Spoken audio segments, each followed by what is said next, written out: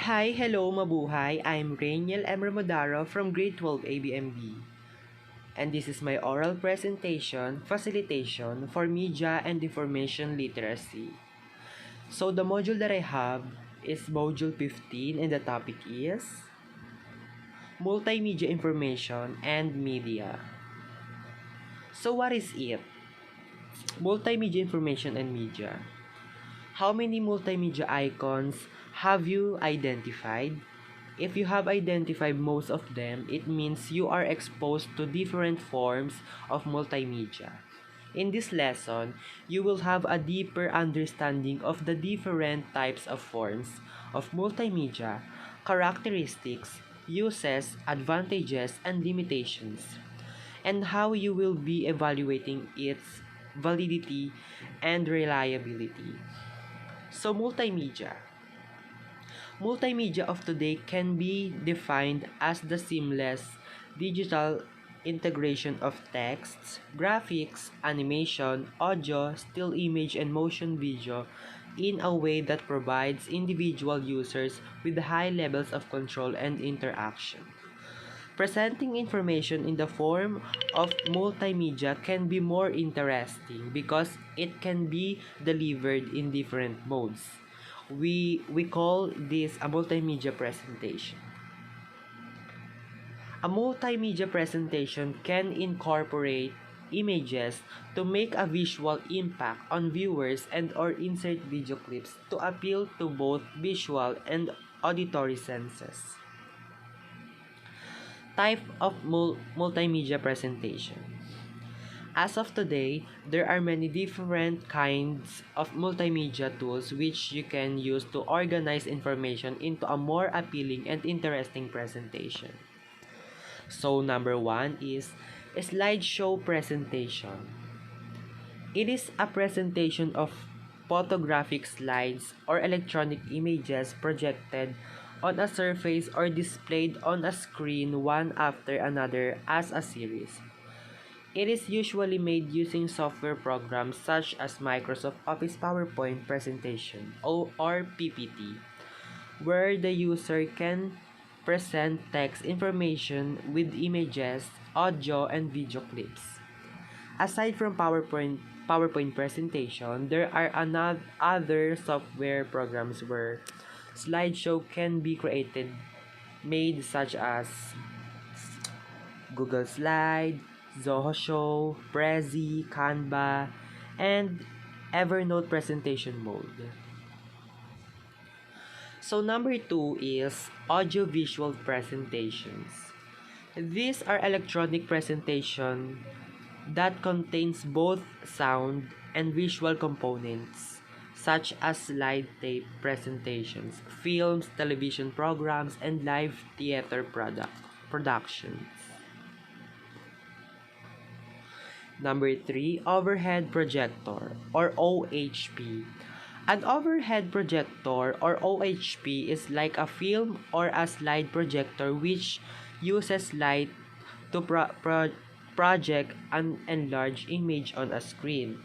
In an OHP, the source of the image is usually a page-size sheet of transparent plastic film where the image to be projected is printed, handwritten, or drawn on the transparent plastic film, with the image to be projected, which can either be printed, handwritten, or drawn.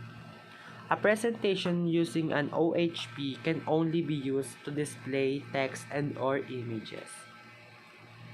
And smartboard, an interactive whiteboard where you can input or navigate information through touch detection. Since it has touch screen features, you can navigate the information displayed on the smartboard using a mouse or just your finger lips.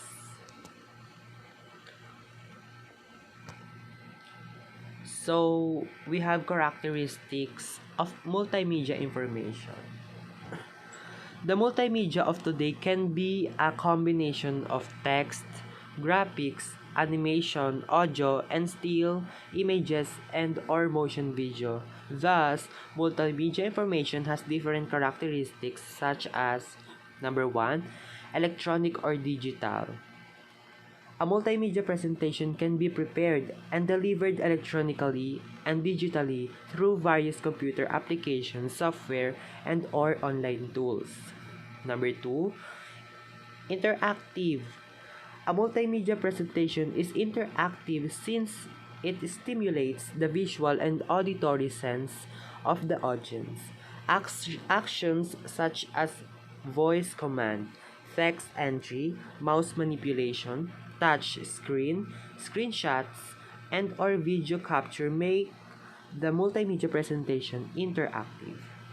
So the last, number 3, dynamic. A multimedia presentation is said to be dynamic since it can be played, projected, recorded, and or accessed using different kinds of technology and computer applications. The combination of visual graphics and or images which sounds effects and or background music make a presentation more dynamic. So different uses of multimedia. We have different uses of type of multimedia. You can see various forms of multimedia not only on the internet but also in public places. If you go to hotels, train stations, shopping malls, museums, and grocery stores, you will see kiosks, digital bulletins, AVP presentation, and so on. Different fields of specialization also use multimedia for different purposes. So these are users of multimedia presentations. Some of the people who widely use multimedia presentations are: the first one, teachers or lecturers to present lesson and appeal to the students' visual and auditory senses. Number 2, motivational or public speakers to present, inform, influence, motivate, or entertain their audience. And lastly, salespeople to display and showcase their offered products, service. So for the evaluating and rating multimedia information, using multimedia presentations which include a combination of texts, graphic animation, audio, still image, and or motion video do not immediately guarantee that the message to be conveyed to the audience is clear.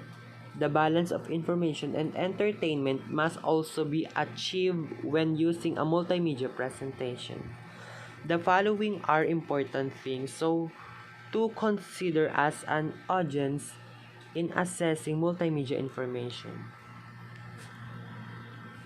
So the first one for here is content.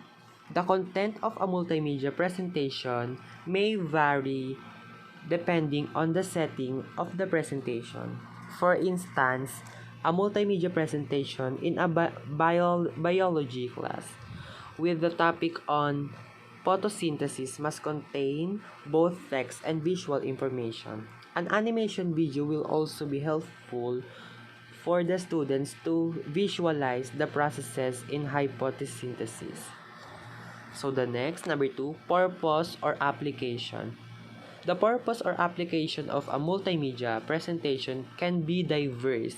For example, an audio-video presentation, AVP, to be shown in a wedding reception should match the mood of the occasion. The AVP should include elements of texts, images, and or video clips to make it more appealing to the audience. So number 3, last, manner of presentation. A multimedia presentation can be presented in various ways. It can be done through a slideshow presentation or an audiovisual presentation. The following factors should be used in rating a multimedia presentation. A. Audience. One of the factors that must be considered in selecting your target audience in their age. Letter B. Topic. The type of presentation must be aligned with the topic to make an effective presentation. And letter C. Resources. The availability of resources is a factor in preparing presentations. For instance, if schools do not have enough budget to purchase smart boards and LCD projectors, the teachers would use their LED LCD TVs for playing music, slideshows, and videos as alternatives.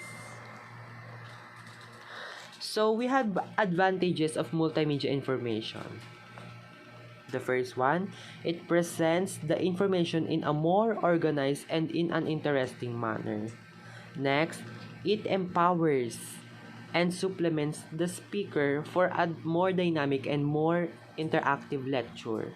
And last, it makes information easier to understand since it is presented in a creative manner.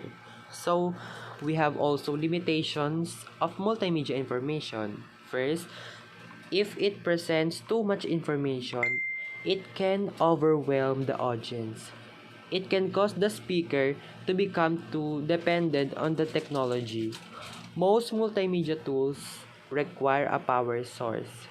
Therefore, the lack of electricity or drained batteries can jeopardize the delivery of the information.